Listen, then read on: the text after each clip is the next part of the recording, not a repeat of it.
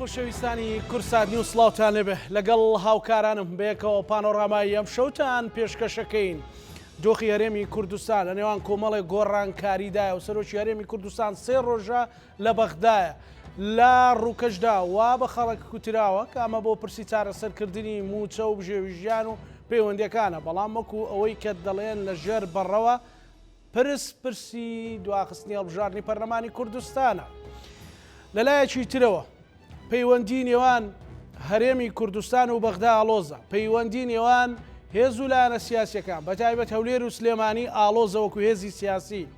ئەمە جگەلەوەی پەیوەندی نێوان پارتی دموکراتی کوردستان و پارتی کرێکارانی کوردستان لە دۆخێکی ناجێگیر و ئاڵۆزدایە و هەروەها لە ماوەی ڕابردوودا ئەگەرچی قەرار بوو پزیشکێک کە کاری پیشەیانە دەکات، حکوومەت هەرێمی کوردستان لە پارێزگای دوهۆک لە ڕۆژاوە ڕێگەیان نەدابێتە سلێمانی بۆی خەڵاتەکەی خۆی وەربگرێت. دۆخی کورد بەم هەموو ئاڵنگاری و ئاڵۆزیانەوە بەرەو کوێ ئەگەر هەڵبژاردن یان لە کۆبنەوەکانی ئەم شەوی ئێستای سەرۆکی هەرێم و محەممەد شیع سوودانیدا چ بڕیارێک دەدرێت؟ هەموو ئەوانە کورد بەرکەنارتر دەبێت لە عێراقدا یاخۆت کورد دەتوانێت چۆن خۆی ڕێخاتەوە؟ گفتوگویەکی نیشتیمانی ونەتەوەی لەگەڵ نووسەرێک و ڕۆژنامە نووسێکی پڕ ئەزمموی کورد بەڕێز مامۆستا عەلی کەریمی. سوپاس مامۆستا. سپاس بۆیەوە. سپاس بۆ دەرفەتە. بەخێر بیتەوە. مەمنونم. سپاس. ناکرێ بڵێم بەخێر بێت و چکە تۆ خاوەن ماڵی، بەڵام جارجار لە نێوان بە قەولی ڕۆژهەڵاتی لە نێوان لەندەنێ و سلێمانیدا هاتو سوێ دەکەیوانە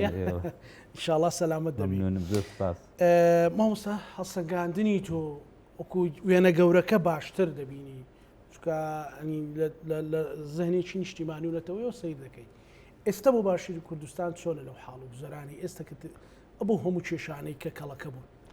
کاکەزانە زۆر سپاس دەکەم لوتفی خۆتە کە بۆ منە. حقیقەتەوەیە کە ئێمە بەڕاستی لە دۆخێکی زۆر زۆر زۆر ناهەمواردا دەژین، دەڕۆین، نەک تەنیا لە باشوور. حقیقەت ئەوەیە باشوور تیشکی خستە سەر هەر سێ پارچەکەی دیکەش، یعنی ئەو گەندەڵی و ئەو کوڕاپشن و ئەو وەزعی کە لە باشوور خۆمان بەدەستی خۆمان کۆنە شۆڕژگێرەکانی دوێنێ دروستمان کرد بە نیوی ئەوەی کە ئێمە دێین ناجی دیموکراسی و مافی مرۆڤ و خۆشگوزەرانی و ئاسایشی نەتەوەکەمان دەبین کە لە شاخ و لە دەرەوە لە سەردەمێکە لە دەسەڵاتدا نەبووین. ئەو وعدانەمان بە خەڵک دەدا دروست بە پێچەوانەیە ئەوڕۆکانەمە دەبینم، یعنی تروسکایەک نابینم بۆ ئەوەی کە بەرەو ئەوە بڕۆین کە بەرەو کۆمەلگایەکی مەدەنی، بەرەو ئەنستیتوت، بەرەو ڕێکخراوەکە ڕێکخراوگەل، بەرەو ئەوەی کە ڕێکخراوگەلی مەدەنی بتوانن بۆ خۆیان مۆرەیەک بن، بۆ خۆیان دەسەڵاتێک بن لە نێو کۆمەلگادا. هیچ ئەوانە نابینم. هەرچی هەیە و نییە ئەم ڕۆکانە لەم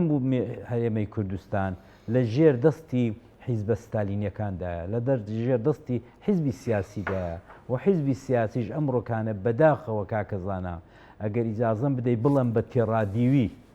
جیرۆدەی دۆلار و ئەم جورە بیزنیسانە بووین، دۆلار و ژن و ئەم جورە شتانە. بەیانی بەڕاستی دەڵم ئەوەی کە ئەو ڕۆکانە لە باشووری کوردستان لەباری گەندەڵی و کوڕاپشنەوە دەگوزەریە، هەر ئەوەیە کە لە کۆرەی شیمالی و لە ئەفغان و لە ئەوانە و لە ئێران بە تایبەت جیرانی ئەو دیومان دەگوزەرێت. ئەمن بەداخەوە زۆر زۆر زۆر لە وەزعی کە ئێستا هاتوۆتە پێشێ ناومێدم. دڵم بەوەی خۆش بوو کە لە مانگی شەشدا لە دەی شەش هەڵبژاردنێک دەبێت، دەی ئەوە ئەوزارەکانە کۆمیسیۆنی باڵای عێراق سەرپەرشتی دەکا. دڵم بەوەی خۆش بوو کە بەشێک لە ئەم گەندەڵیانەی کە لە هەڵبژاردنەکانی پێشوودا بوو حتمەن لە ناو دەچێت، کە چی دیتم ئەوانە بە چ تەوژمێک بە چ حرارەتێک هاتن بە گشت هەڵبژاردندا هاتنەوە کە ئەمە قەت تەستەوری ئەوم نەدەکرد ئەوانە ئاوە بە ڕاشکاوی بە خەڵک بڵێن ئەم هەڵبژاردنە کە تەزویری تێدا نابێ، کە کۆتای تێدا نابێ بە قازانجی ئێمەنیە. ئەوانە ڕووی واقعی خۆیان نیشاندا و بە هەموو هێز و توانایانەوە ڕۆیشتن بەرەو دادگای ئەو باڵا کە حکومەکەی وەربگرێتەوە. من هیوادارم دادگای باڵا لەوەی نەگوزارێت و هیوادارم پاشەکشە نەکا، بەڵام تۆ دەبینی کە چیها هێزیان لەسەرێک خستۆ بە تایبەت بنەماڵی بارزانانی کە نەخێر نەوەڵا و انتخاباتە ناکرێبێ و دیزایانی دیزاین کراوەتی ئەدی پێشتر دیزایانی چێ بووە ئەدی پێشتر انتخاباتەکانی پێشوو ئەوە بۆیە بۆ چونکە ئەو دەفعی ئێوە 11 کورسیەکەی چیرفانت کە هەمیشە و دایم وەکو تۆ دەسی بۆ تێنیسی سەر مێز 11 دەدەی بە من کاکە تۆ 11 هەمیشە و دایم پێ بووە یعنی ئەمە ئیمتحانێک بوو کە بەڕێی من دەبێت ڕۆشنبیر بە تایبەت ڕۆشنبیر کە ئەگە هەمان بێ بێتە سەرخەد و بڵە کاکە ئەوەی ئەو جارەیە تۆ ناتوانانی بەهێز و توانای خۆت بی بۆ انتخابات حقیقەتەکەی ئەوەیە ئەوەی کە ئەو ڕۆکانە دەگوزارێ ئەوەیە کە بەشێک لە دەسەڵاتی کوردی کە هەولێرە کە پارتیە دژی انتخاباتە و ئەگەر ئەو قەرارە تا مانگی دەشت بەرقەرار بێ دیسان لە مانگی دەشت ئەرقەڵەی دەخەنە سەر نایەڵن ببێت بۆ چونکە ئەوانە دەستیان کەشفەوە نایەنەوێتەوەی کەشفتر بێت بۆیە بەڕاستی حەق وایە ئەمە دۆخی هەرێم چی لێ دەکا ئەوەی کە پارتی ئەرقەلەوێ بۆ هەڵبژاردن و پەرلەمان ئەو حاڵی بێ ئەنجومەنی دادوەری ئەنجومەنی پارێزگا حکوومەت کار بەڕێکرد بێ مامۆستا لە یەک وشەدا کاکە زاناجان وەختێک ئێمە دنیا لەسەر خەتە ئەو بەهۆی ئەو تەلەفۆن و سمارتفۆن و بەهۆی ئەو ئینتەرنێت و ئۆنلاین وانە هەموو دنیا لە هەموو دنیاوە بەخەبەرە هەرچی لێرە دەگوزارێت دە سانیەی پێناچێت دە سرکەی پێناچێت لە ئوسترالیا دەیزانن بۆیە تەنیا دەتوانم بڵم زۆر بە تەواوی شەرعیەتی کورد لە بناودەسێ شەرعیەتی حکوومەتی کوردی لە ناودەسێ ینی ئەوە دەجار دەڵن کاکە ئێوە نەتانتوانی نە لە حربی عالەمی یەکەم نە لە حربی عالەمی دووەم نە لە دوای پرۆسەی ئازادی لە 2023 نە لە پێشتر لە ڕوخانی نەڕوخان لە شەڕی کوێیت کە چی پێ دەڵێن شتێکی باش هاتە گۆڕێ بۆ کورد و ئیمکاناتێکی باش هاتە گۆڕێ هەلێکی زۆر باش هاتە گۆڕێ نەتانتوانی بەکاری بێنن بۆچی چونکە 2 ساڵ نەبوو لەنەوە دووچار کە ڕاپەڕین کرابوو تووشی ئەو شەڕە ماڵوێران کەرە بووین لەسەر چی بوو شەڕەکە لەسەر پارە بوو لەسەر زەعامەت بوو لەسەر ئەوەی بوو کە ئەوان قبولیان نەبوو بە غێرەز خۆیان زەعیب بن کاکە وەرن ئەگەر ڕاست دەکەن کورد و کرمانجی لەسەر و مێزەی پێمان بڵێن ئێمە بڕوامان بە دموکراسی بە پارلمان بە ئەنجومەنی وەزیران بە ئەنیستیتوەکان بە ڕێکخراوە دیموکراتیکەکان بە ڕێکخراوە ژنان نییە و ئێمە سەرۆخێڵێکمان هەیە و ڕەشماڵێکمان هەیە و تاوڵێکمان هەیە و ئێمە لێوێ ڕاحکومی کورد دەکەین کاکە ئەتۆ 100 جار ئەو قەدەرێ من جۆنێ بووتە توێ بەغدایە ئەتۆ شەریکت هەیە کوا گۆڕان لە کوێی یەکێتی لە کوێی ئێوە ئەو بەکەیف خۆی دەکاو دێ و دەڕۆ دەچێتە بەغا لەگەڵ سوودانی لەگەڵ نازام چێ لەگەڵ دوایە ئەو جارێ بووی دەچێتە سەرێ بۆ پارتی بۆ ویستەکانی بەدبەختەکەمان لە چیدایە کاک زانە ئەوانەی ئەوڕۆ لە بەغدا حکوم دەکەن بۆ خۆیان کوراپشنن بۆ خۆیان کوراپتن بۆ خۆیان گەندەڵن بۆ خۆیان تا ئێرە چون دەگەندەڵێەوە بۆیە گەندەڵ لە گەندەڵ دەهاڵێ بۆیە بە حەق وایە کە ئەو ڕۆکانەیە کە یارمەتی یەکدەن ڕاستکەنەوە ئەمن پێم وابێ ئەو ڕۆکانە تەنیا بازوویەک تەنیا هێزێکی کە بەدەستمانەوە ئەویش ئەوەیە کە ئەوەی بەخۆی دەڵێ ڕۆشنبیر ئەوەی بەخۆی دەڵێ نوخبا ئەوەی بەخۆی دەڵێ دڵسۆزی کورد بێتە سەرخەت نەڵێ وڵا علاقی بەمنەوە نیە نەڵێ وڵا بە من لە خۆم تێک نادەم با ئەو لاژ لەوی خراترن نا وانێ ئەو ڕۆکانە هەمومان دەتوانین چاک و خراپ لێک بدەینەوە هەمومان دەتوانین ڕۆژێت دەیان مەقالە لەسەر دموکراسی لەسەر لیبرالیزم لەسەر هەمووی ئەوان لەسەر ئیسلام دەنووسرێ و دەیخێنینەوە هەمومان پێی ئاشناین وەرن کاکە لەسەر ئوسولێک لەسەر وەزعێک کە بتوانین کۆمەلگاکەمان بەرەو دەریایەک بەرەو کەنارێکی ئارامی بەرین ئەوان دەبێت بێنە پێشەیە کاکە تاکەی ڕۆشنبیر دەبێ مستەفید بێ تاکەی ئەتۆ ڕۆشنبیر ئەتۆ نوخبە ئەتۆ قەرزداری دایکی نیشتیمانی ئەتۆ قەرزداری ئەو میلەتەی حەق نێ ئەتۆ هەموو ڕۆژە لەبەر دیوەخانەکان پاڵ بکەوی حەق نێ ئەتۆ دەست پانکەیەوە لەبەر چوار ئانەن سێ لە دەسەڵات ئەتۆ دەبێت بێ ئەو ڕۆکانە بینی دەسەڵات ئابڕووی دەسەڵات نەهێڵی بۆی کە ئەو دەسەڵاتەیە ئێمەی بۆ ڕۆژە گەیاندووە ئەو دەسەڵاتەیە نەیاڵە ئاشتی لە وڵاتەکەی من بێ ئەو دەسەڵاتەیە کە ئەو ڕۆکانە پێشەوەی کردووە کە برا کوردەکانت خوشکە کوردەکانت لە باکوور لە ڕۆژاوا لە ڕۆژهەڵات نەتوانن ئەو ئومێدەی کە بۆیان هەڵچنی بوو ئەو ئومێدەی کە بۆ هەرێمی کوردستان هەڵچنی بوو ئەو خەونە بێتە دی ئەو خەونە ئەو ڕۆکانە بەرەو خامۆشی دەڕوا ئەو خەونە ئەو ڕۆکانە ئیتر لە کوردی ڕۆژە کاکە سەیرەها ئەمە سەردەمێک دەمان کورد بەس شارێک لە چوار پارچەی کوردستان ڕزگار بێ ئێمە هەموو کورد ڕزگار دەبێت ئێستا ئەوە کاکە شاری چی هەرێمێکی ڕووزەوەن وەڵڵا ئەو بودجەیە ئەو پارە و پولەیە هەر بەدەستی ناڵم هەرێمی کوردستان بەدەستی پارتیە بەدەستی بارزانیە تەوە زۆر وڵات نێتی زۆر وڵات خەونی پێوە دەبینێت بۆ واتان کرد کاتێک ئێمە لە شاخ و چێو دەمان کوت ئاسایش و عەدالەت بۆ کۆمەلگاکەمان دەبین عەدالەت ینی ئەوەی کە کوڕە بەرپرسێکی زەمین و ئاسمانی فەرقەکە کە ئەم نائەدالەتیە لە هیچ وڵاتێکم نەدیوە ئەتۆ مامۆستا موچەی نییە فەرمانبەر موچەی نییە هەموو دەپاڕێنەوە بۆ چوار ئانە بۆ منداڵەکانیان بۆ مەکتب بەڵام تۆ دەچی لەولا ئەسپی 12 میلیۆن ئەسپم بۆ چێ کاکە من ئەسپم بۆ چێ ئەوڕۆکانە ئەمن ئەوڕۆ ئەولەویەتەکەی من کارەبایە ئەولەویەتەکەی من ئاوە ئەولێتەکەی من مەکتەبە ئەولەویەتەکەی من ئەوەیە کە مەعاشی فەرمانبەر و کارمەند بدەم ئەتۆ دەڵێ نیمە درۆ دەکەی هەتانە هەمووتان درو دەکەن بۆیە ئەمن پێم وابێکە ئەو ڕۆکانە دەبێ ماندوو نەبین پشوو نەدەین بیڵین کە نائەدالەتی ئەوە خەریکە دەمانخوا تەنیا شتێکی لە کۆمەلگادا دەتوانێت ببێتە وەکو منزەڵی بوخار بتەقێتەوە نائەدالەتی مامۆستا ئەگەر هەڵبژاردن ئەو کە پارتی ئێستا وەکو جەنابەت فەرمووت حەجمی ڕاستەقینەی خۆی دەردەکەوێت کە حەجمی ڕاستەقینەی دەردەکەوێت تاکەی دەیەوێت ئیدامە بەوەدا یان بەتەمای حکومێکی عورفیە چی دەوێت مثلەن ئەوە گریمان سوودانی ئەم شەو لەگەڵ سەرۆکی هەرێمی کوردستان اتفاقیەکی کرد گوتی یارمەتی و دەدەین بڕۆن بۆ خۆتان دوای خەن طبعا یەکێتی ڕازینی ئەوە دەرگای گفتوگۆی لەوارەوە داخستووە و دەرگای داخستووە بە هیچ شێوەیەک لەەوە سەرەوە کۆبوونەوە ناکە ئەو خۆیان لە زاری سەرکردایەتێک دوێنێ قسەیان ئێمە دەبێت ساغ بینەوە بەڵێ ئەوان دەیانێت چ حکومێک بکەن چ دۆخێک بە سەر من ساغم نازام ئێوە ئەمن ساغم ڕۆشنبیری کورد نازام بەڵام ئەمن ساغم لە یەقینم کە هەر وەکو دیکتاتۆر وەکو سیستمی دیکتاتۆری وەکو جیهانبینی دیکتاتۆر سەیری بنەماڵی بارزانانی دەکەم قەتم نەشاردێتەوە ئەمن پێم وانییە کە لە سیستمی مستەبید لە سیستمی سەرڕۆ لە سیستمی دیکتاتۆریدا ڕێفۆرم بکرێت ئەوانیش باش دەزانن کەوابێت هەر وڵاتێک هەر سیستمێکی دیکتاتۆری لە دنیادا لە 100 ساڵی ڕابردوو و پێشتریش لە سەردەمی ئیمپراتوریەکانیشدا کە دەستیان بۆ ڕێفۆرم بردووە ڕووخاون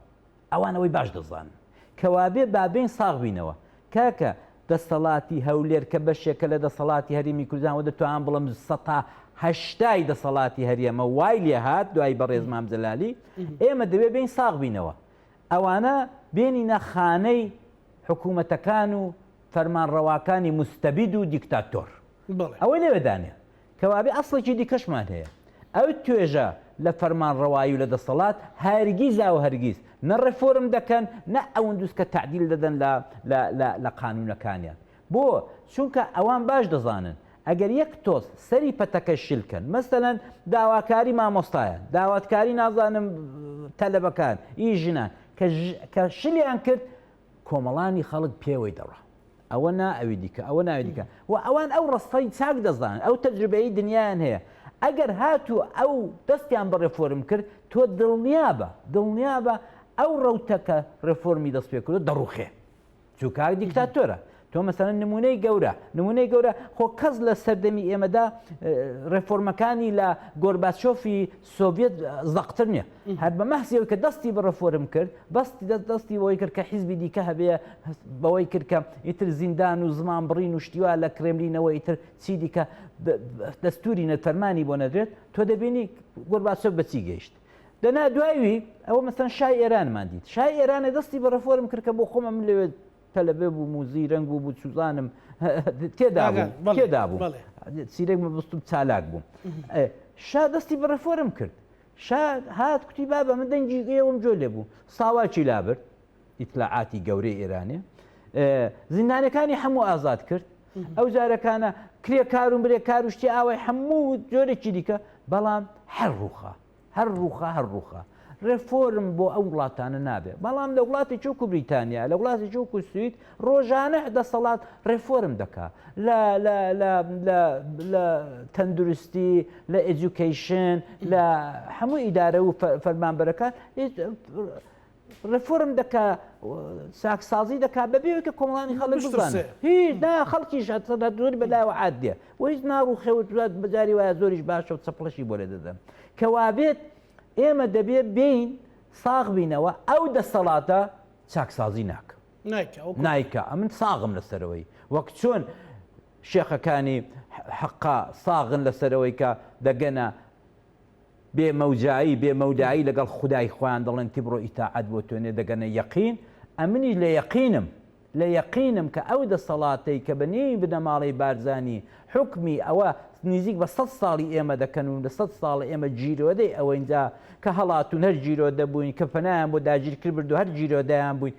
ئێستا هەر جیرۆدایانین هێستا کوونێ پاش ئەو هەموو مەسەلەن دەڵێن ڕێبازی بارزانی ئەخر ڕێبازی بارزانی نابێ ئەو خەڵکەی حاڵی کەنچیە ئەرێ ڕێبازێکی سۆشیالیستێ ئەرێ ڕێبازێکی شێخایەتێ ئەرێ تەریقەتە ئەرێ چییە بۆ ساغ نەبووەوە ئەم بۆم ساغ نەبووەوە چونکە هیچ شتێکم لە مەلا مستەفای نەدیوە ئەوان پێش مەلا مستەفای باسی هیچ ناکەن بەڵام هیچ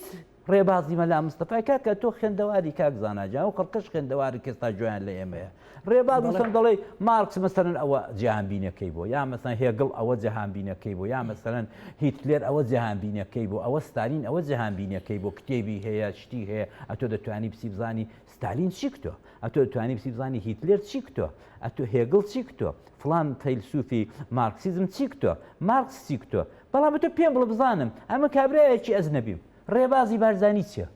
لەکوێدا بیخێنمەوە چی کتۆ ئەرێ نووسراوێکی هەیە دێڕێکی هەیە ئەو هەر بۆ کەڤەرکردنی و دەسەڵاتە و بەڕێوەبردننی نییە نانا ئەستا نازانم ئەمانە چی ئەو میلەتە بە جاهیل تێدەگەن نابێ میلەت جاهیل نییە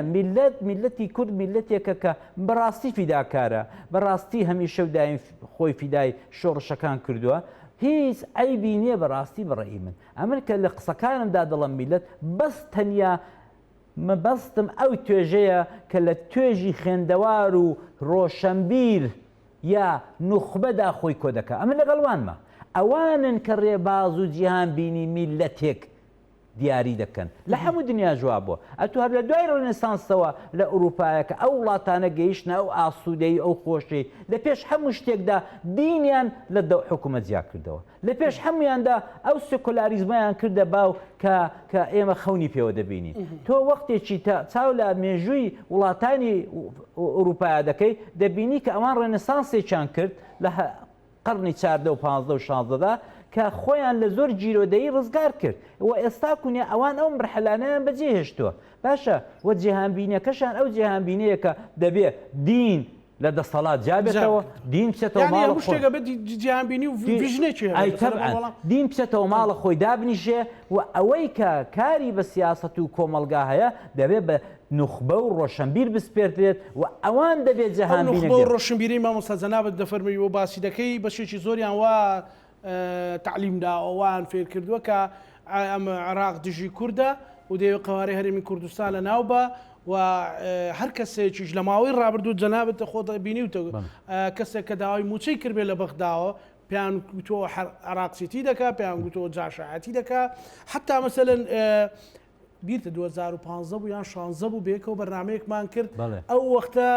سەرۆکی هەرێم کە سەرۆکی ئێستای پارتی بوو لەگەڵ نووری مالیکی تێکیدا بوو گوتت وەرن کوردایەتی بکەن با بە هەمومان پاڵپشتی تام بکەن بەس هیوادارم فەرشی سوور بۆ مالیکی لە هەولێری ڕانخستەوە یعنی مامۆستا ئێستا ئەو کوردایەتی ئەو ڕۆشنبیرانەی باسی دەکەیت جەنابەت لەکوێدایە بەوەیدایە کە سەرۆکی نوخبەکانمان سەرۆکی ئەوەی کە ئەو ڕۆکانە کوردستانی بەدەستە ئەوەی کە دەوڵەت مەردە دەوڵەتدارە بەڕێز کاگنەچیر بارزانی کە لە خۆڕا دەڵم بەڕێز چونکە ئەو ڕۆژان لە لەندەن برادێک کۆڕێکی هەبوو هەستانە حەوا خەڵکەکە بە ئامکیان کاکە نامانەوە قبولی ناکەن بە هیچ کەس بڵێن بەڕێز بە هیچ کەس بەو دەسەڵاتە بڵێن بەڕێز چونکە ئەو دەسەڵاتەوە دەکەوێتە خەڵکی ئیحتیادی دەنێو کۆڕەکەیدا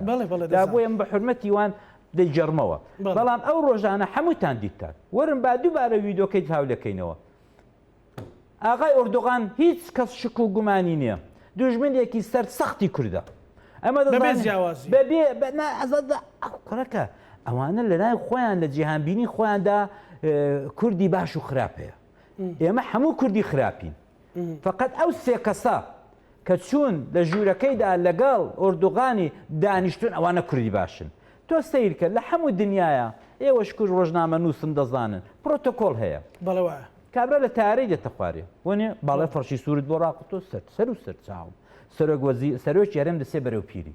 زۆر باشە ئەوش تەواوە دەی دوایەکانە پاسەوانی شەرەفە یەچی پێ دەڵێن لەوبەر و لەوبەر ڕاوەستاوەنی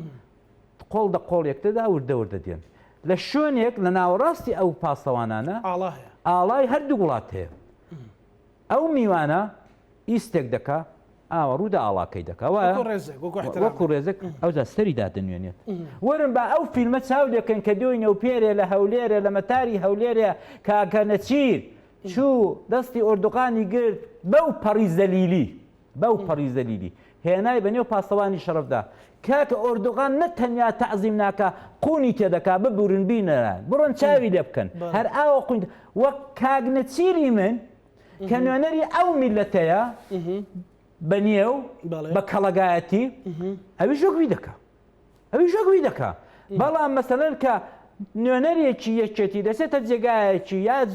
دیپلۆماسیێک دەکا ئاڵای کوردستان دیار نییە جەماعەتی ڕۆشنبیرەکانیان و کۆیلەکانیان دێنە سەر خەت ئاها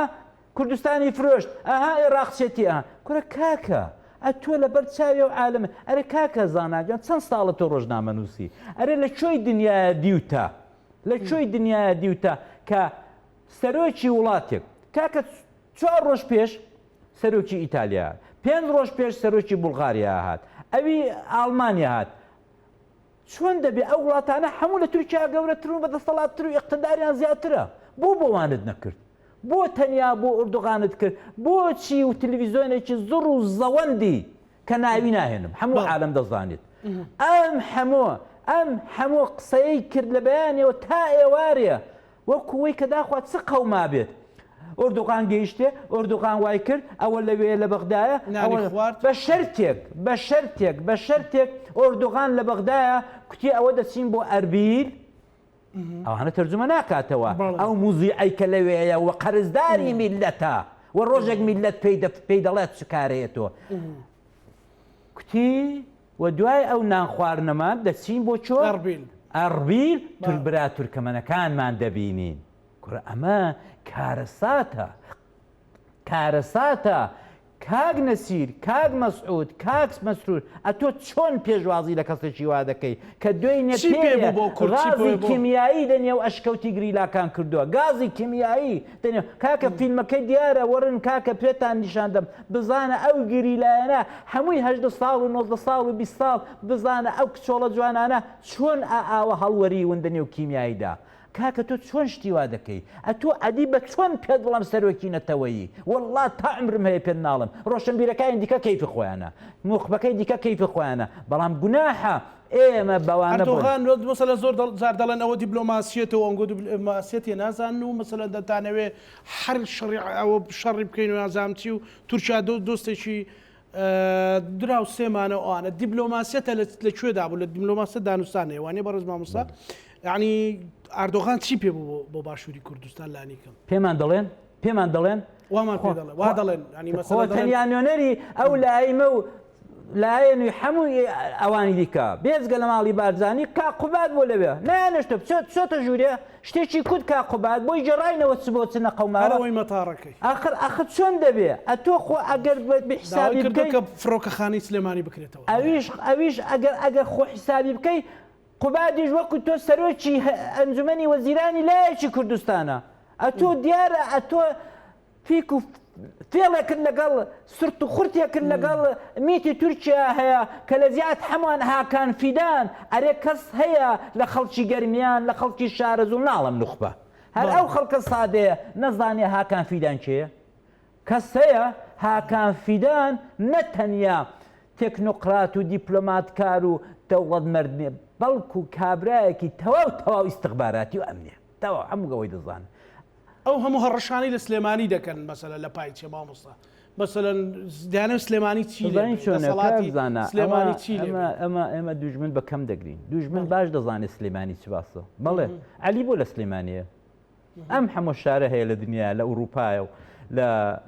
تەواوی دنیا پاسپۆرتشی دەچیرفانیدا و ئازادە لە 1990 وڵاتی دنیاە. بۆ دیارە تەیری گول کە من بم عاشق بە داری ژەق نەموتم. بۆ من لە سلێمانی 20 ساڵە من لە سلێمانی بۆ کاکە دیارە شتێکی تێدایە باگراوندێکی دیر و درێژی هەیە هیستورێکی هەیە. سلێمانی جێگای ئازادمەنیشان بۆ جێگای ئازادمەردان بۆ جێگای سەدان پیرەمێرد و سەدان فڵان و با ناو نێنم سەدان مامۆستا گۆران و سەدان ئەوانە بوو کاکە ئەمە لە دێر زەمانەوە سلێمانی مەکۆی ڕۆشنبیری بوو تا لە عایلەی خۆشیان کە چێشیان بۆ دروست دەبێت کاکشغەدە مەسەلە لە سلێمانی وەنیە بۆیە تێکی نەدەین تکا لە دەسەڵاتی سلێمانی دەکەم تکا لەو سەرکردایەتی ئەمڕۆ یەکێتی دەکەم. ئێوە خراپ دەکەن ئەگە تێکی دەن ئەو ژینگەیە تێک مەدەن ئەو ژینگەیە بپارێزن دەنا لە هەوانتان خراتر لێ دێ چونکە خوا نەکا کەسێک لە سەرەوە ببێ وەکو ئەو دەسەڵاتی یەکێتی و دەسەڵاتی سلەیمانی و بە درێژای ئەوانە کۆمەڵی مارکسی لەینانە ئەوانە ئەگە پشتیان دەمیلەت کرد میلەت یەکسەر دەڕوخێ و بەوانەوە بە میلەتەوە ئەوانیش دەڕوخێن. بۆیە لی گەڕێن سلەیمانی ئەو ژینگەیەی هەبێت لەگەڵ خەڵک درۆ مەکەن لەگەڵ خەڵک سیاست مەکەن سیاست بە معنای درۆ مەیکەن کاکە مەیکەن وەرن لەگەڵ خەڵک یەک دڵ و یەکجان بن ئەم هەموو پارە سەرفکردنا ئەو هەموو ئیسرافە مەکەن کاکە ئەو هەموو شتە مەکەن بە خاتری خودای والله ئەو خەڵکە پێتان فێر دەبێت چونکە سلەیمانی ئەگەر کەشتستەری ئازایە کاکە بەعکسەوە بەعکسی هەولێرەوە خەڵکی سلەیمانی ئەوە نیەک شەو و ڕۆژ چاوی لە موچێ بێ خەڵکی سلەیمانی ئەگەر هاتە سەری 1000 موسەش بە لەعنەت دەکا 1000 موسە من پێتان دەڵم لێرە ڕۆژێک دێک کە هەمووتان دەردەکەن هەمووتان بۆیە لە ئێستاوە خۆتیان لەگەڵ خۆتانیان لەگەڵ ئاشکەنەوە. مام جەلال کوڕی ئەو میلەتەی بوو کاگنوشیرەوان کوڕی ئەو میلەتەی بوو و دەشبینن کە خۆشەویستیان چەند بووە ئێوە ئەوە نابینن ئەگە ئاوا ئیدامە بدەن ئێوە ئەوەی نابینن. ئەمە تکایان لێ دەکەم لە هەمووی ئەوانەی ئەوڕۆکانە لە سەرکردایەتی یەکێتی یا لە سەرکردایەتی گۆڕان یا لە سەرکردایەتی ئەو حیزبانەی کە متعلق بە ناوچەی سلەیمانین کاکە حورمەتی سلەیمانی بگرن کاکە سلەیمانی مەشکێنن سلەیمانی مەکۆی ئەو خەڵکە شۆڕژگەرەیە چۆن ئەمن براکانم گریلاکانم دەردەکەم لە سلەیمانی ینی چی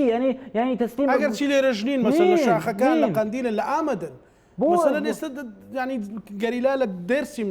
چالاکی دەکەم بە دڵنیایی وایە بە دڵنیایی وایە بە دڵنیایی وایە جا بۆیە ئێمە ئەو بیانوە چییە بە سلێمانی و بۆ دەیگەزانی حتا خودی ئەردۆغان وەسەلەن هەڕەشەکە ئەوەش بینی مەسەلەن کە سەرۆکی یەکێتی وتی داوا دەکەم خەڵاتی بلا ساڵێکی تر بدرێتە شەید عەبدۆ وتی ئەمە هەر کوردینی هەر کرد ڕەنگە باجەکەشی قورس ئەمە لەوێ نەبووم بەڵام لێرەوە پێدا ئافرم چونکە ئەگەر من قەدری شۆڕژێرەکانی پارچەکانی تری کوردستان نەزانم قەدری شۆڕژێرەکانی خۆشم نازانم ئەوە بە دڵنیایی پێیان دەڵم. ئەو ڕۆکانە ئێرە لە شۆڕژدا نییە ئێرە لە حکوومەتێکی سیاسی و مەدەنی و هەرچی پێی دەڵێدایەوە گەیشتۆتە نەوایە یا گەیشتۆتە شتێک ئەگەر ئاوا بڕۆین لێمان تێک نەچێت بەڵام ئەو ڕۆکانە براکانمان خوشکەکانمان لە باکوور لە خراپترین حاڵەت پێویست نیە مامۆستامە هەمومان مەسەلەن ئەو پرسەنەتەوایەتیانە پێش هەموو شتێک بخەی بەڕە چاوکردنی سیاسەتیش مەسەلەوەی کە قەرارەکەمان وا بووە قەرارەکەمان وا بوو ئەدێمە چکارین ئێمە بەغێرە چێشێنەتەوایەتی چیمان هەیە ئەمن بۆ پارە و بۆ مەعاش و بۆ ئەو جۆرەشتانە خۆ کەممان نەبووە ئەم هەموو پێشمەرگەیی کە لە ساڵانی 80 لە شاخ بوون هەری ئەو شارەی کاکە ئەو شارە بە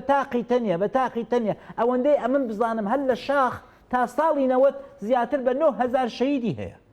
کاکە 9000 شەهید دەزانی ینی چی نەک ئەوەی کە ئەنفال دەکرێت پیرە پیا و پیرەژن 19000 گەنجی دوور بێ وەکو تۆ و بە حەو پەڕی ئومێدەوە بەبێەوەی کە بنەماڵەی دروست کرد بەبێەوەی کە ژنی هێنابێ بەبێەوەی کە مناڵی دروست کرد بێت ئەوانە چوونە پای حەق پێناو کوردایەتی خۆ لە پێناو کوردایەت هەر بەناو کوردایەتی ئەتۆ دەزانی دەورانی پارتیزانی چی گوزەراوە ئەقد دەبوو ئێستا بەدەیان ڕۆمان و بەدەیان فیلم لە زەریانی پارتیزانی دروست بێت بەڵام کوا ئێستاوە خەریکین هەمویان پارتیزانەکان لەسەر جادەی کەوتون و هەموو ئەجەنداکە بۆتە مەعاش حەقی خۆیانە برادر هاتۆوە خۆی ڕۆشنبیرە لەبەر دیوەخانی لەبەر دیوەخانی ماڵی بارزانی کەوتۆوە پێ دەڵێ مەعاشی چی بۆ مەعاش ئەی کاچی خۆشگوزەرانی ئەم بۆچیم پێشمەرگایەتی کردو ئەم معاشیش و کوردایەتیش و بەڵام کوردایەتیشی درۆزنانە نەبێ چەند ساڵە مامۆستا هەز ناکەی کوردایەتیشی درۆزنانە کراوە لەگەڵ ڕێزمدا ئاڵای کوردستان بەکار هاتووە هەرفێکە هەمووی فێکە ڕۆشنبیر دێنن کاکە بە نێوی لەژێر سیاسەتی پۆپۆلیزم هاتۆ خۆڵ بە چاوی خەڵکەیدا دەکات یا بە نێوی خدەزانی لە چۆڕاهات لە سەرۆکەکانەوە هەر لە مەسعود بارزانی کاکە درێژ کرد بەقەت ئەو بینایی ئێوە کوتی ئەمە 3 مانگە لە سەنگەر نهاتوومە دەرێ کورە کاگە بەغاتی خوای کورە کاگە بەغاتی پێغەمبەری کاکە تۆ 3 مانگ لە پێشمەرگایەتی بووی وەڵڵای ئەمن ئەگە بزانمە تۆ 3 مانگ لە نێو سەنگەر بووی نێو سارتێرەکانی داعشدا بووی وەڵڵای و بیلاوە تەڵای پێم عیب نییە شادیمانیت پێ بێنم شادیمان کورە کاکە ئەتۆ لەژێ ئەتۆ 3 مانگ لە سەنگەر نەبووی گریلاکانی ئەو دیومان هاتبوون ئی ڕۆژهەڵات و ڕۆژاوا و باکوور ئەمن لەوێ بووم کاکە ئەمن لە دێ مەلا عەبدوڵای بووم 2004 ئەوان بوون کاکە وەڵڵا تۆ نەبووی بیللا تۆ نەبووی کاکە چۆن شتیوا دەڵێ عیبە هەز ناکەی ئەوە ڕێڕەوی کوردایەتی شیوالێ کرد کە هەندێک خەڵک ئێستا لە باشووری کوردستان هەندێک لە گەنجەکان مەسەلەن کە باسی پرسی نیشتیمانی و نەتەوەی دەکەی مامۆستا ڕەنگە زۆر جاران بە زەحمەت بۆ تێبگا هەرچەندە خەڵکێکی زۆر خوێنگەرمە حەماسیە ئەوەی بینیمان وێ ڕای هەموو گەندەڵی و فەسادی و دزیەکان بەڵام داعش هات بینی چۆن خەڵک بە بازرگان و بە هەژار بە پێشمەرگە و بە ناپێشمەرگە چەکی کردەشان و ڕوبەڕویان بووە بە مامۆستای ئاینی و بە ژنۆ منداڵ ئێستاش هە دۆخی چەند دروست کردو بۆ کوردایەتی درۆزنە ڕۆژێک دژی پەکەکەی دژی ڕۆژاوایە دژی ڕۆژەڵاتە دژی سلێمانیە دژی لەگەڵ عراق دەڵێت محکەمەی سەورەیە کە مەعاش دێ دەڵێ بژی محکەمە نازانی سەر لەو خەڵکە تێک چۆ مامۆستا یاگە و ڤژنەی جەنابەت باسی دەکەی ڕوون نییە خەڵک چی بۆ کرمانجی کورت و کرمانجی ئەوان سیاسەتیان بەکارهێناوە گەوجاندن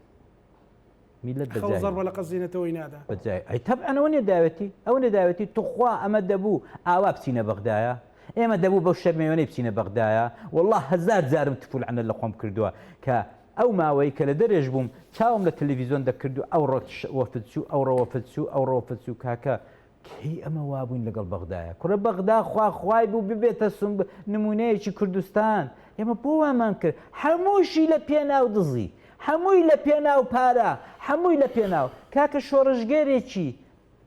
ڕۆژاوا دێت دەری دەکەین لە ئاسایش هەرچی پەتپەتێنە پێی دەکەین لە ئیقامە نایدەینێ 1000 ئەولای پێ دەکەین دەستگایەکیان دروست کردە بە نێوی ئیقامە ئەگە فۆتۆمۆدێلێک پسێت دەست بەجێ هەموو دەستیان بە سینگەوەیە دەچن ئیقامەوە دەگرن بەڵام ڕۆژ ئاوایەک گریلایەک باکوورێک دەبێ گریلاژ نەبێ هەر کاسبێک بێ پێشجانێک بۆ خۆی پێک دەبێ 1000 واستە بکە ئەمە کوردایەتی نەبوو ئەوە نەتەوایەتی نەبوو بۆیە ئەمن دەزانم ئەوەندەی کە ئاگام لە هەواڵەکانمە لە باکوور لە ڕۆژاوا بە تایبەت لە ڕۆژهەڵات کاکە بەڕاستی ناومێدن بەڕاستی ئومێدیان بە حکوومەتە کوردیەکەی نەماوە حکومڕیان بە حکوومەتی هەرێمی کوردستان هەر نەماوە بەڵام ئیتر کاکە لە شارێکی چکۆلەی وەکو شنە و خانە بە دەیان و بە سەدان ماڵ لە هیچ و خۆڕایی لە هیچ و خۆڕایی مەعاشی بارزانی وەردەگرن کەس نەزان بەڵام لێرە مەعاش نییە بۆ کاکە لەوێ خەڵک وەردەگریانەوە هەر بووەوەی کە مەسەلەن خەڵکی بتوانن بە پارە بکڕن توانە هێزێک بە پارە بخوان ئەوی زمانی کۆن کە لەوێ بوون لەکە بەڵێ کۆرە هەروە هەر خەڵک دەستێوت مامۆستا و نازانم خەڵک دێ دەچێتە هەولێرێ ئەو هەولێر پڕپڕە لە هاتوچێی کوردی ڕۆژهەڵات و ڕۆژ ئەوانەی کە کۆی لێ خوان تۆ کاکە هێزی مەسەن ئەنە کەسەت بۆ چیە لەشکری ئازادیت بۆ چیە ڕۆژ بۆ چیتە مەسەلە ئەگە تۆ نیەتێکی خراپت نییە ئەگە تۆ بە تەمایانی کەس پێی دوا ڕۆژ ببی بە مووی بەرلوتی برادرانی ڕۆژاوا ئەتو وا دەکەی لیان گەڕێ چ مەترسیت نیە لە منتیقەی بادینان مەترسیەکە باز دەکرێمانی 6 سوپای تورکیادێ و هێزێکی کوردیان بەداخەوە دوێنێ پێرەکانێ مە زیاتر لە 25 ڕۆشنبیر و ڕۆژنامە نووسی هەرە مەشهوریە و شارەی هەستا چین ڕۆژێک پێش هاتنی ئۆردۆغانی بەیانێکمان نووسی کە بابە ئێمە دژی هاتنی ئۆردۆغانی بۆ هەولێر و دژی هاتنی لەشکری نەدژی هاتنی ئۆردۆغانی دژی هاتنی لەشکری تورکیاین بۆ کوردستان بە قورعان بە کۆماندۆ لە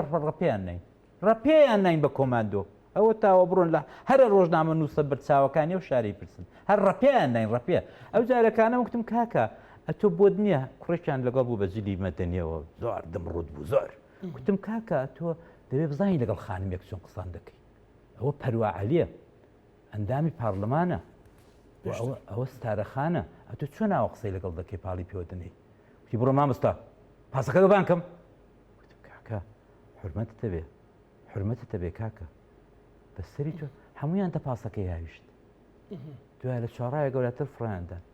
من جودایان کەوتم کوڕە کاکە ئەمە نابێت ئێوە خەریکن ئەو توێژەی کە هەمووی ئەو ساڵانە خەریکن دیفاع لێەوە دەکەن خەریکن تاقە ئومێدێکی ئەم هەریەمەی کە بۆنیەکی ئازادی لێ دێ تەنفیسێکەیە لێرە خەریکن دیفاعی لێ دەکەین کاکە من نابێ بە هیچ شێوەیە کاکە 20 ساڵە ئەمن چوو بوو داری جەلالیم لێوە دەکەوێت خەڵک تا بڕۆن لە فەیسبووکەکەم بەس ببینن کە چی هازی نێوم پێدراوە تۆ جاری 66 ئەتۆ جەلالی کاکە ئەتۆ بۆ جارێک باسی یەکێتی ناکەی بۆ جارێک باسی سلەیمانی ناکەی هەر باسیەوە بڕۆ تەواوی فەیسبووکەکە پڕپڕەوەی جنێ یان پێ بدەن ئەم هەکتومە کاکە ئێرە ئومێدێک بۆ ڕۆژهەڵات بۆ ڕۆژاوا بۆ باکوور ئەمە کتومە ئومێدێک ئارکەکەشی قورسە نابێ بیدۆڕێ وە زمانی مامزلالی ئەوەمان هەبوو بەڕاستی زمانی مامزلالی ئەوە هەبوو و ئێمە هەمومان لە سوسیال دموکراتەکان گروپی سوسیال دموکراتەکانی دروست کرد بوو کاکە 50 حیزبی کۆ دەکردەوە سوسیال دموکرات لەگەڵ لویز ئایالا سەرۆکی سوسیال دموکراتی دنیاە هەمووانی دێنا ئی تورکیا ئی ئێران سووریا نانی دەدانێ پاڵی پێدان پێشوازی لێ دەکردن کاکە کوا ڕێبازی مامزلالی کاکە مەیکەنە ڕێبازی بارزانی هیچ فەلسەفەیەکی نەبوو لە حیاتیدا بە درێژایی تەواوی عمری لە سۆڤێت جیهانبینی ئەمەیە کە پێم خۆشە یەکێک لە کادرەکانیان بانکەی شەوێکی پێم بڵە بزانم جیهانبینی ڕێبازی بارزانی کامەیە ئەرێ هێگڵە ئەرێ مارکسە ئەرێ ستالینە ئەرێ عەلی شەریعەتێ ئەرێ نیانە عقل نا چ ڕێبازێکە نیە بڵێم بەوەی کە تۆ ئەوانت قبول نییە بەڵکو ئەوە واقعێکە دەیڵێ ناکاکە ئەمن ئەجنەبیەکەم لە ئەو پەڕی قوتبەوە هاتوم لەو پەڕی دنیاوە هاتوم لە گوانتانامەوە هاتوم کوڕە لە ئەنگۆلاوە هاتوم لە ئوسترالیاوە هاتوم محققم باش تاقیق دەکەم لەسەر سەرکردەکانی کورد یەکەم شت دێمە سەر مەلا مستەفا ئەوە شێخ مەحموودم بەڕێ کرد شێخ عەبدولقادرم بەڕێ کرد ئیحسان نووری پاشان بەڕێ کرد چی ئەوە نووسین هەیە و کتێب هەیە و چی هەیە و چی هەیە دێگەمە مەلا مستەفای بێ زەحمەت کاکە ڕێبازی مەلا مستەفا چ بوو دینی بوو کام تەریقەت تەریقەتی نەقشبەندی شێخان بوو چۆن بوو لە چۆ ئەو ڕۆیشتۆ مەسەلەن مارکسی بوو ڕەحمەتی خوای نانە مارکسی بوو بەڵێ ها چی بوو خە دەبێ بزانم من گۆ هەم ڕۆژێ ئەو میلەتەی دەگەوجێنن بە ڕێبازی مەلا مستەفای ئەو چۆتەوە بە ڕەحمەتی خۆ بەس ئەوەی ئێستا هەیە ناتوانن ڕێگایکی ڕاست بکردنە بەر ناتوان ڕێگایکی گرتویانەتە بەر تەواوە ڕێگاکەیان زۆر دروستە بۆ خۆیان دۆلار ئەخ چی بە نەتەوە دەبەخشێت فڕیان بەسەرەوە نییە فڕیان بەسەر کوردەوە نییە کورد چیە بە 6 میلیۆن کوردی بە هەر ئەنفال کرد چیە ئێمە خۆمان کوڕەکانمان کچەکانمان ئەوە لە باشترین پایتەختەکانی دنیاە دەژین ئەرێ کەسەیە لە وڵاتەی لە هەموو دنیاە سەرۆک وەزیران لەگەڵ خانمەکەی دێتە ژوورێ سەرۆکی هەموو سەرۆکەکان هەموو وەزیرەکان کەس هەیە بڵم منداڵەکانتان لە چۆن دەیگوزارێنن کورە کاکە زانە کورد ئەو ڕۆکانە لە دنیادا بە هەر چوار پارچەکەوەی قەزیەی کورد ڕێگای نەدەبوو دابایەکە کە حەقی چوونی زانکۆی منداڵێکی برەماڵەی بارزانی ساڵێ میلیۆنێک دۆلار بێت و لەگەڵ کوڕە پادشا و کوڕە مەلیکزادە و ئەوانە من لە لەندەنی ڕاوتمەوە ئەو مەکتەبە لە دنیادا مەشهورە بەگرانی مەکتەب و زانکۆی کوڕە دەوڵەمەندەکان و کوڕە دەوڵەمەندیش نا کوڕە شازادە و کوڕە پادشاکانە چ پێویستمان بەوەی ئەوە ئەولێوێتی میلەتی کوردەوڕۆ یا ئەولێوێتی میلەتی کوردەوەیە کە ئەو منداڵە گەرمیانیانە ئەو منداڵانەیە کە دوێنێ یەکەم هاتنەوە بیان نێری بۆ باشترین زانکۆ یا ئەوەی کە کەس دەزانێت ئەرێ دەرەجەکانی چەند بۆ لە عەدادی بۆ چۆتەوێ بە پارە بۆیە ئەمن پێم وابێ ئەو نائەدالەتێ ئاخرەکەی سەری خۆیان دەخوا دەزانی کاکەزان ئەم پێم وانێ قەت برسێتی لە وڵاتی ئێمە سەری کەس خوا قاز پێم وانست نعدالەتی دەیخوا فقط و فقط ئەوەی کە سەریان دەخوا نەعەدالەتیە بۆیە لە ئێستاوە داوا لە تەکتێکی کۆمەڵانی خەڵک تاکەکانیش دەکەم دەماڵە خۆشاندا نەعەدالەتی نەکەن جا ئەوەی کە لە ناوچەی یەکێتیشەوە تا ئێستا ئەو شەرەف و ئەو شانازیە بە ناوچەی سلێمانی بڕاوە ئەویش ئەوەیە کە پڕپڕە لە ڕۆشنبیر و ئەدیب و شاعیر و چی کاکە تکایەتێکی مەدەن تکایەتێکی مەدەن ئەوان تێچان داوە تازە ئەوان زەحمەتە تازە دەست بە ڕێفۆرم بکەن چونکە ئەوان بە ئاستەم و دوو بەڵایەک سەری پەتەکەی شلکەن ئەمن دەزانم چیان لێ دەکەن ئەمن دەزانم چیان لێ دەکەن بۆیە تکایە ئێوە مەگەنەو حاڵەتی تکایەتان لێ دەکەم با ئێمە هیچ نەبێ با بە هەرێمی کوردستانمان نەویست بەڵام شارێکمان بۆ بمێنێتەوە سلەیمانیمان بۆ بمێنێتەوە کاکە بەشی هەمومان دەکا بەشی هەموو چارپارچی کوردستان دەکات خۆ ڕەنگە هەولێر و دۆش خەڵکەکەی مەسەلەن لەگەڵ نەبێ بە دڵنیاییوان بەڵام دەسەڵاتەکەیەوە نەبێ بە دڵنیایی خەڵکی ئەمە دەجاران داوت کرد وتمە کاکە نایم چۆن بێم ئەمن دەزانم خەڵکی هەولێرێ پێیان خۆشەم ڕۆژە کەسم کۆڕیان بۆ بکەم سیمیناریان بۆ بکەم یا لەسەر جادەکان حەزەکەی دەگیرێ مامۆستا حەت بەدڵنیایەوە دەزانم ئەی چۆن ئەی کاکە خۆڕەنگە ئەوانیز نەکەن خۆڕەنگە لەباری نێونەتەوەی لەباری ئیمیدیاویز نەکەن بەڵام کاکە چلپەجادان لا تولوتان فێر دەکەن بڕۆن تێر تەماتەی بکەم تێر هێلکەی بکەن کاکەزاوە فایدەی چی خۆ من نهاتوم بۆ شەڕ ئەمن هاتووم بۆ چاکبوونەوە ئەمن هاتوومە بۆ ئاشتی ئەمن هاتووم بۆی کە دەستەملانی کۆمەڵانی خەڵکی هەولێرێ بم خۆ نەهاتوومە من شەڕیان لەگەڵ بکەم بەڵام ئەوانەوان کاکە تو بڕۆ کتێبانە بخێنەوە کە خۆیانە ئەرە کتێبانە بخێنەوە بڕۆ زەمین مەحۆی بخێنەوە بڕۆ سلێمانی زراربەگی حلمی عەلی شەریفی حلمی عەلی شەریف شەخستاری بخێنەوە کاکە پڕپڕە لە زوڵم و زۆری ئەوانە کاکە نازانی ئەوانە لە زندانی ڕایەتیان کردووە ئەو تا ئەو دووسێ کتێبە و ڕۆژانە دەرچۆ کاکە هەر دووسێ کتێب ئەو زندانیانەی کە لە ڕایەت و ئەوانە بوون کاکە چۆن دەبێت حلمی عەلی شەریف مەکتەب سیاسی بووە چۆن دەبێت تۆ ئاوە لە زیندانەکەت ئاوە بێت چۆن دەبێت زیندانەکەت بۆ نێکی مرۆڤایەتی لێنەیە کاکەویش لە ساڵانی شێست چۆن شتیاوە دەبێت وەرە دەست هەڵگرن ئێستاش کە ئێستاە زیندانیەکانی یەکێتی لە زیندانی ئاکرێدا دازانم ماون نەماون بۆکو فیلم دەبێت فیلمیان لێ دروستکەی کاکە 400 زیندانی ونن چۆن دەبێت شتیاوە ئەتۆ باسا دەچی لەکن جنین پلاس خارت و نازام چێوانەت هەموو بە پارە تێر کردووە ئەتا دەچی قسەی ئەوە دەکەی کە لێرە دموکراسی و مافی مرۆڤەیە نەخێر نەخێر باش ئێستا لە کۆتایی دەمە مەساڵە زۆر حەزم لێ گفتوگۆکەمان درێژتر بێ بەڵام دەزانین گفتوگۆکەی کاروانەڵێ کاتەکە تەواو بۆ مخریزەکە لە قسەکانی وەندە بەدڵما ئەڵە بیرم چۆ پێ بڵم تەواوی کە ئەو هەر دەنوکەشی لەسەر منە لە کات نەبە باشتر کاک ڕێکەوتەکانیش هەر زۆر بینەرن ئەو هەر لێرە هینمانێ مامۆستا قەزەکە قەزینەتەوەیە بۆیە قسەی ڕاست هەموو کەسێکدا ئەو جەنابەت چەند ساڵە لەسەر ئەو ڕێبازە نیشتیمانی و نەتەوەیە 2000 ئێمە دەبێت چی بکەین بۆ ئەوەی هەمانە تروسکایەکە گەشە سندووتر بێ و وانێ نەکەین فوو لە هەرچی شتە بکەین بیکوژێنینەوە دوایی مەسەلەن خەڵکێک لە ڕۆژاواش بڵێ کاکە بە قوربانە دەسەڵاتی کوردیم نایە ئەم پێم وابێ هەر ئەو ڕێبازەی کە مامۆستا براییم ئەو ڕۆژانە یادی بوو وەم بۆ خۆم لە چلەکەیدا چەند ساڵەوە پێش 20 ساڵەوە پێش بەشدار بووم و چەند جاریش لە خزمەتی بووم لە نزیکەوە مامۆستا براییم تەواو فەلسەفەی کوردایەتی تئۆریزە کردبوو و بە شعرێکی زۆر سادە کوردایەتی لە دنیاە دەگەیاند فەلسەفەیەکی هێندە زەحمەت نەبوو هەروەتر زۆر سەرکردەی دیکەش فەلسەفەی کوردایەتییان بۆ ئێمە ڕوون کردوێتەوە لەوانە مەسەلەن جەنابی مامزەلالی لە کتێبەکەیدا بنێوی کوردایەتی و مامۆستا براییم لەو خۆش مقابلەیەکی وردت هەیە لەگەڵی ئەم مقابلەیەکی ساڵی 90ەکانم هەیە لەگەڵی کە بەڕاستی پێ لە سەروەدا دەگرێت کە دەبێت ئێمە ئاگامان لە کوردەکانی براکانمان لە پارچەکانی تری کوردستان بێ و من ئەو دەمی ئاگادارم کە فول لە خزمەتی برادرانی ئاپۆچی و برادرانی باکوودا بووە مامۆستا براییم تەواو فەلسەفەیەکی جیهانبینێکی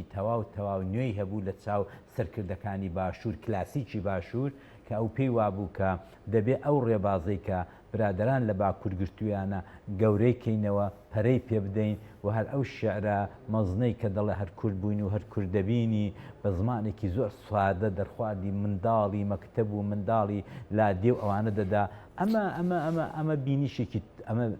بینیشێکی باش بینیشێکی تەواوە کە ئێمە لەسەر و خەتە بڕۆین و ئەمن چاوەڕوانی ئەوە ناکەم کە بەیانی دوو بەیانی لە هەولێریش شعرەکەی مامۆستا برامی لە هەموو باخچەیەکی مناڵان بکوترێ یا بەڵام دەبێت کاری بۆ بکەین ئەو وەزیفەی ڕۆشنبیری سلەیمانیە وەزیفەی ئەرکی سەرشانی پیرەمێردەکانی تازن کە هەن دەبێت کاری بۆ بکەین و ئێمە بڵێن کە کاکە ئێمە ئەجێندای ئێمە چییە؟ ئەجێندای ئێمە چیە؟ استراتیژی ئێمە چییە؟ استراتیژی ئێمە ئایا بەرەو دەوڵەتێکی سربەخۆیە؟ ئایا بەرەو ئەوەیە کە لەگەڵ گەلان بژین؟ ئایا لەگەڵ ئەوەیە کاکە ئەمە لەگەڵ مامجەلال و کاگنۆشیروان و هەر هەمویان هێز حەولێکی زۆریاندا کە ئێمە لەگەڵ عێراق بە برایەتی بژین ژیاین تا ئەو کاتێک کە هێزەکانمان بەرابەر بوو هاوسەنگێکە بوون کورد بە قووەت بوو کورد باش بوو لەباری دموکراسی و مافی مرۆڤەوە زۆر چاک بەرەو پێشەوە دەچوون بەڵام بە ماسوێت کە ئێمە شکاین یەکشت ئێمە شکان دزی کوراپشن گەندەڵی ئێمە شکان کاتێک ئێمە هاتینە خوارێ و ئەوان نەچوونە سەرێ ئێستاش نەچوونە سەرێ بەڵام ئێمە هاتووینە خوارێ ئەوە تا ئاوامان ڕەفتار لەگەڵ دەکەن ئەوە خەڵەیەکی گەورەی سەرکردایەتی کردووە بە تایبەت سەرکردایەتی بنەماڵی بارزانانی گەورەترین شکست ئێمە لە ڕەفراندۆم بوو گەورەترین شکست ئێمە بەداخەوە ئێمەی ڕۆشنبیر و ڕووناکبیرەکانیش تێکەوتین ئێمە هەرگیز نەدەبوو دەوەکەوتمان ئیجازەمان بەوەیدا بە تایبەت سەرکردایەتی و مەکتەب سیاسەکانی ئەو دەمیەکێتی نیشتیمانی ئەگەر قبولە مامجەلال نەمابوو بە ئەگەر قبولیان نەکردایە ڕەفراندۆم نەدەکرا ئێستاشی لەگەڵ بێ ئەو ڕۆکانە ساڵێکە یەکێتی فقط داری ڕەفراندۆم دەخوا پارتی نایخوا پارتی ڕەفراندۆمی کرد ئۆردۆغان دەست لە ئەستۆیان دەکا بەڵام یەکێتی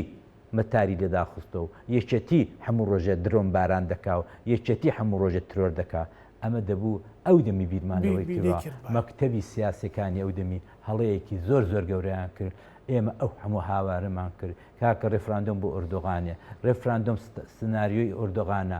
داوی ئۆردۆغانە بە خاتری خودای بە خاتری پێغەمبەری نەچین بۆ ڕێفراندۆم کەچی برادرانی مەکتەبی سیاسی هەر کردیان و ئێستاش ئەوان بۆ خوان وەک بەرزەکی بانان بۆی دەرچوون و چوبەکەش خەڵکی سلێمانی دەیخوا مەتاری ناڕوا بۆ دنیاە ئەو وەزعەیەکە ئۆردۆغان دوای نێوپێرێ هاتۆ ئەو پێشوازە گەورەی لێکراوە لە هیچ سەرکردەیەک نەکراوە کە چۆتەوە ئەنقارایە هەڕەشە لە سلێمانی زۆر سوپاس بۆ بەڕێز مامۆستا عەلی کەریمی نووسەر و ڕۆژنامەنووسی بە زمانی کورد سوپاس ئەمە درێژ بێربێنی مامۆستا ڕێبازی کوردایەتی پڕ هەوراز و نشێوەکی تەنابەت دەزانی و خۆشت بەشێک لەوانە بینیوە ئینشاڵڵا هەمیشە بە پرسی کوردایەتینەوەی نوێش گۆش دەکرێ و بتوانین کوردایەتی لە پێشەوە شتێک بێت سوپاس بینەرانی خۆشەویست لەگەڵ هاوکارانم بەیەکەوە پانۆڕامای ئەم شەومان پێشکەشکردن هەموو لایەکتانەمانەتی خوای گەورە بن خواتان لەگەڵ